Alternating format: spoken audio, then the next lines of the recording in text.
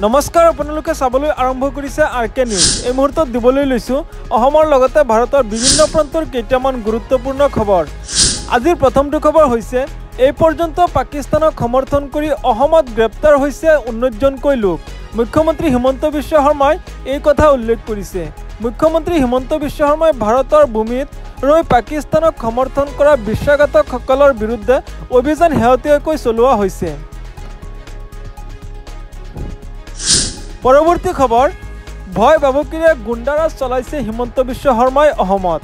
মুখ্যমন্ত্ৰী হিমন্ত বিশ্ব শৰ্মাই যদি ভাবিছে এনেকুৱা আক্ৰমণ কৰি কংগ্ৰেছ দলক ভয় দেখুৱাব পাৰি, তেন্তে তেওঁ মূৰ্খৰ পৃথিৱীত বাস কৰিছে। এই গুণ্ডাৰাজৰ উত্তৰ অসমৰ জনতাই 2026 চনত দিবলৈ সাজু হৈছে বুলি মন্তব্য কৰিছে প্ৰদ্যুৎ বৰদলৈয়ে।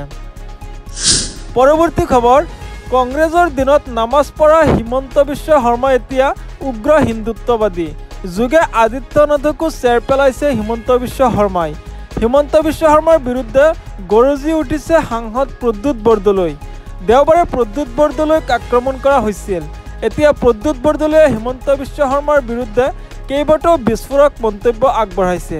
প্ৰদ্যুৎ বৰদলৈয়ে কৈছে, হিমন্ত বিশ্ব শৰ্মা যেতিয়া কংগ্ৰেছত আছিল তেতিয়া তেওঁ নামাজ পঢ়িছিল, মূৰত টুপি পিন্ধিছিল। এতিয়া তেওঁ উগ্ৰ হিন্দুত্ববাদী হৈছে।